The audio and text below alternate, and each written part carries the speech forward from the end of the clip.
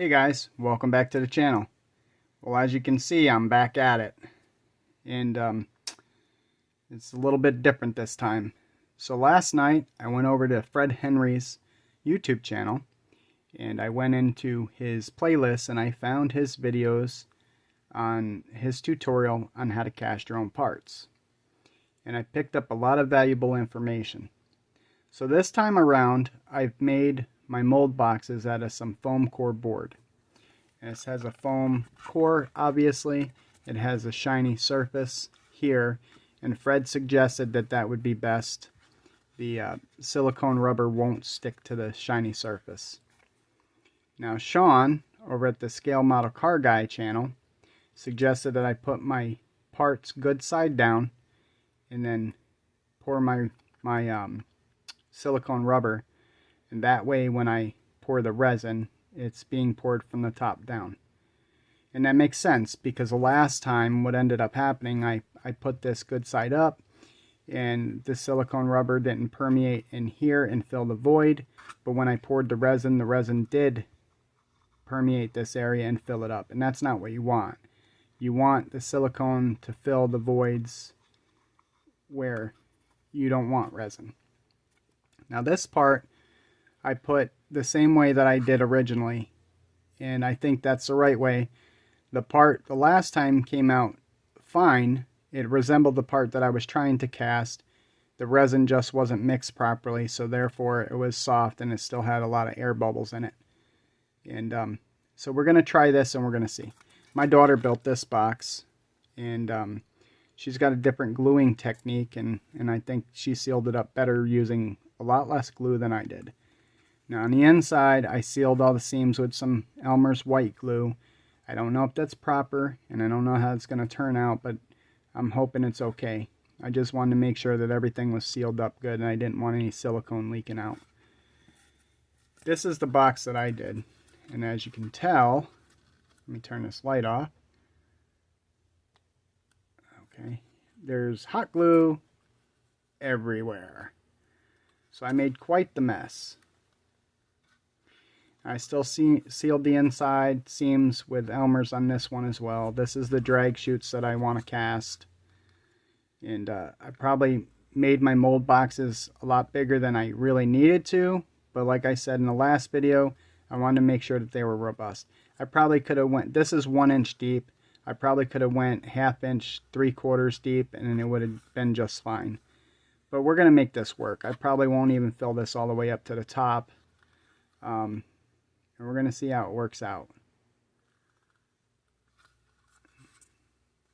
Alright, so I'm going to let these sit for a little while and let this Elmer's glue dry up a little bit.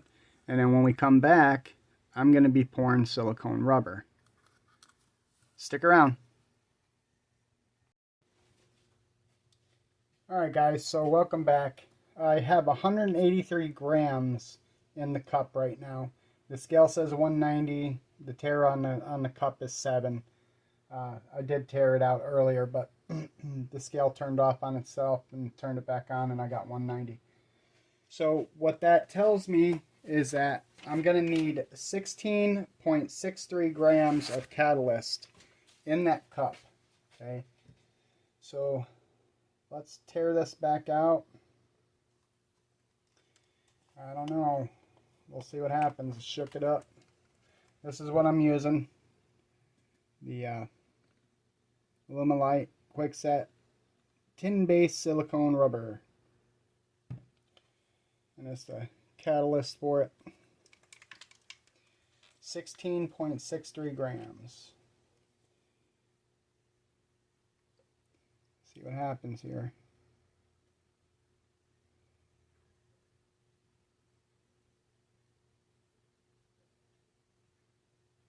Just gonna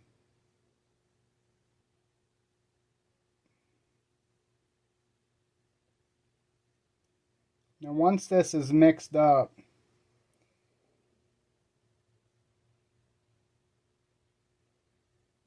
you got about 30 minutes to work with it, give or take.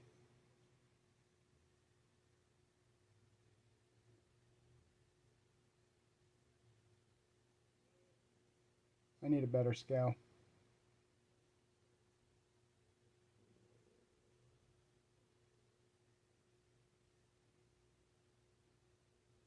It's only going to 16 grams. I should have done it differently, but we'll call that 16.63. Don't do that. But it's kind of like cooking, a dash of this, a dash of that, right? I don't think it's going to be, it's needing to be that precise. Now, how did I decide on 183 grams of silicone? I eyeballed it. And that's not the proper way. You really should do the math and do the calculations on the size, the volume of your container.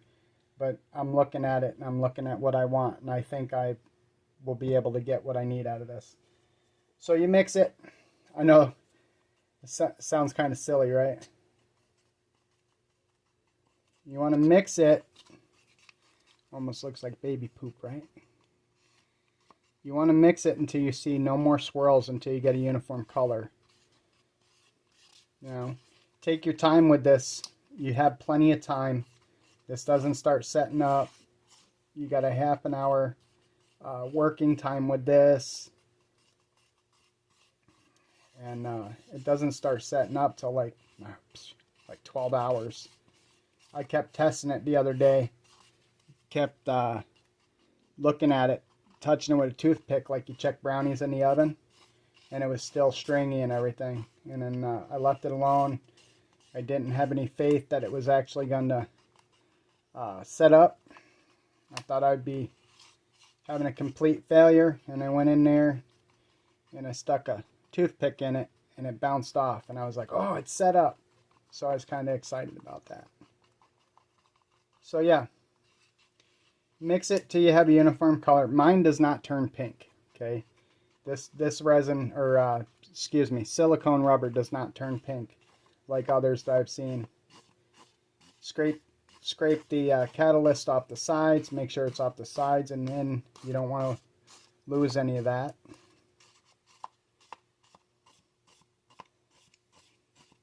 And make sure you scrape the bottom real good.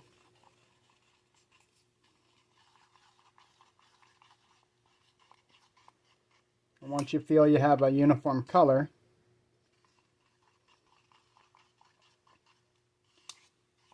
you're ready to pour. All right, let me move the scale out of the way, and then we're going to start pouring in the mold box.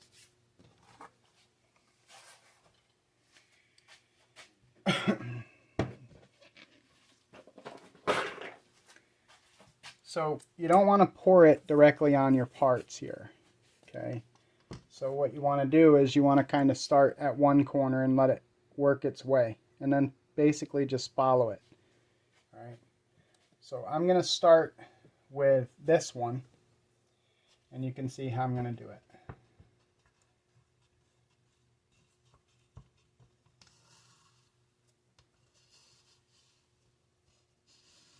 Like I said, I probably won't fill these molds to the top. I don't think it's necessary to do that, so we'll see.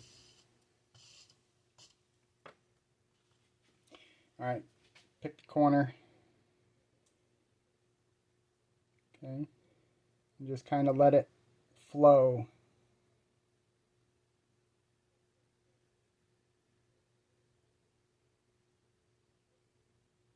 Let it flow around the parts.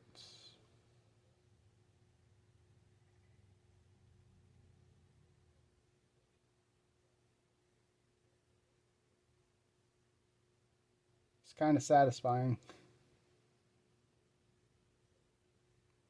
Now, Fred had highlighted the fact that if you hold the cup up a little bit from the mold and you pour, you have less bubbles.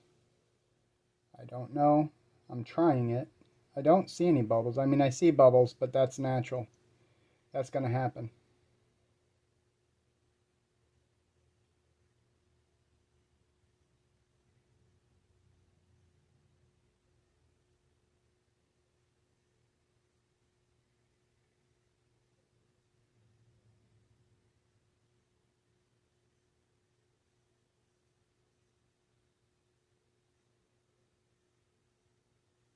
I don't know, guys. Maybe I should have done the math on the volume of that I needed for these boxes, because I'm starting to think that I'm not going to have enough for the drag chutes.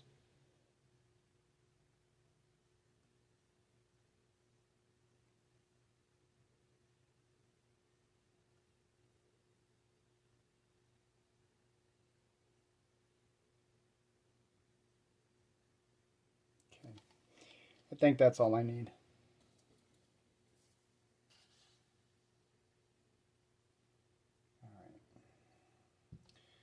So we're going to move this off to the side, put it over here, and we'll pour the drag chutes. Again, like I said, I don't have to fill this box all the way up. They're kind of tiny, you know. The instructions say you only have to go above the height of your part by a quarter of the thickness of the part. You know, whatever. My thing is I did that last time, and you could, they were very thin there, so I want to go a little bit thicker so it doesn't have any kind of chance at ripping. All right.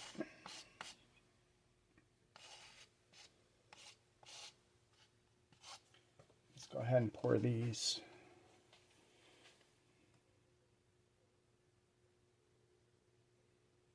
Oh yeah, I got plenty. I've got plenty.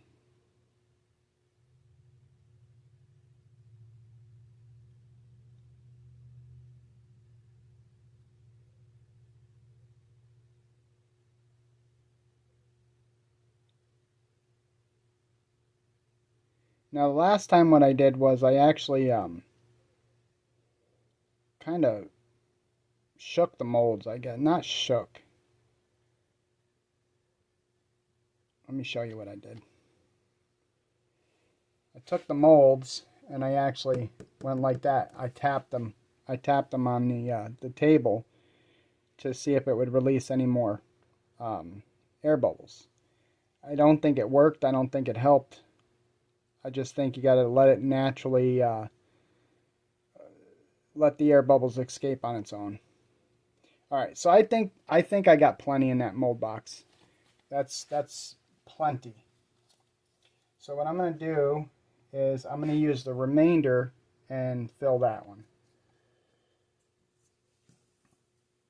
So maybe my eyeballs got lucky.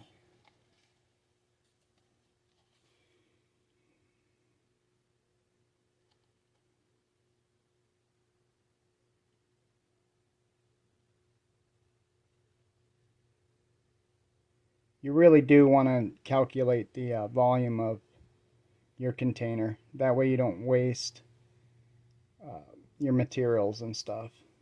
The stuff isn't cheap.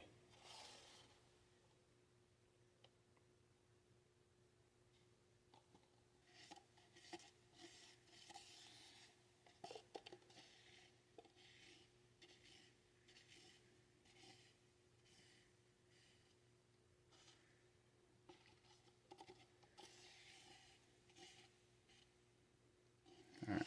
So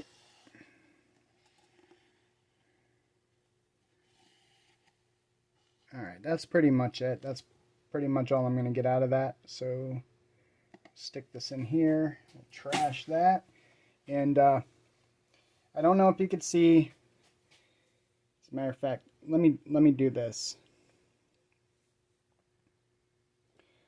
Don't get dizzy.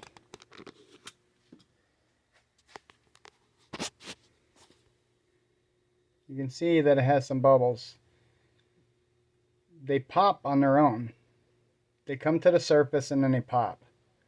So you can see them popping as you're watching. And that'll go on for some time.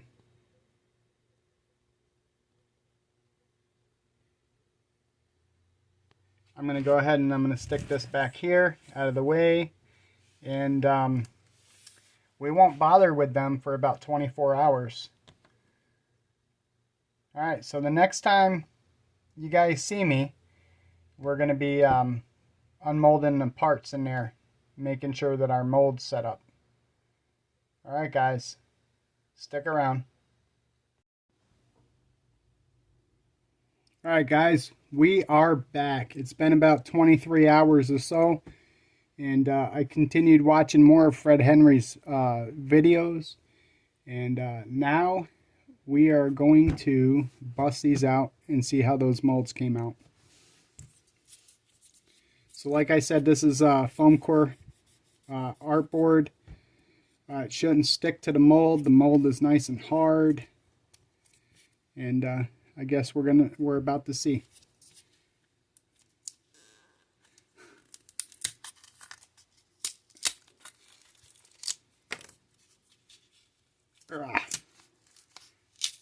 That hot glue seems to want to be holding pretty good. All right, let's bust out the bottom.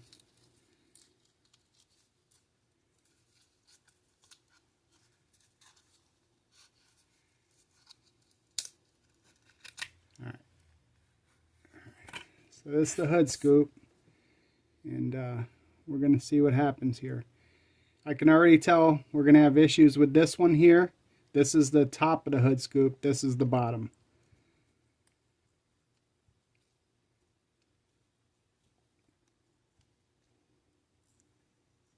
All right.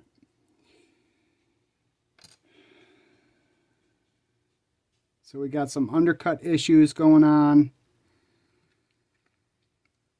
Probably going to have to clean this up some. And yeah, this isn't going to work. This one's not going to work, guys. See how the top of the hood scoop is? The only way to get this out is to peel all this back, and then that's the top. So this part of it is probably not going to be successful.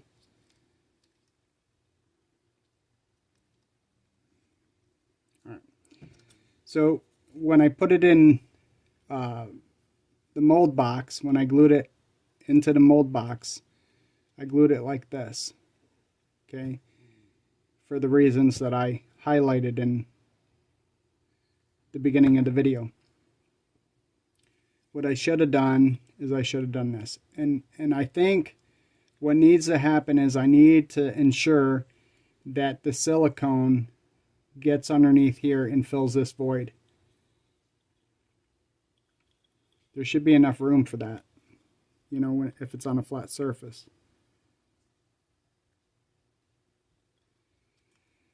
All right, so that's that. Let's get this one. This one's the drag chutes.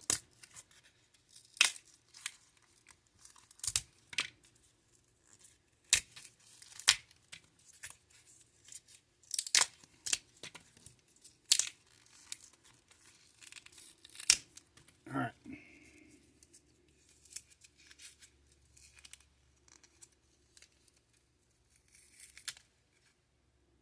Look at that. Excuse me. Okay, so the original parts stayed on the foam board. They were glued with white glue, and they came out of the molds. These molds look really, really crisp.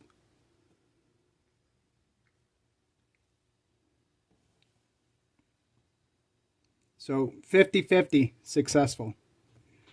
So now I got my drag chute molds. I'm probably not going to try the hood scoop again. There's no need. I don't really need it. It was just a test piece, something to use to test out. So, all right, guys, we're going to end this video right here. I probably will do another video on me pouring the resin, and that'll be later on. But for now, this was basically a how I do it to make the mold. All right, guys, thanks for watching.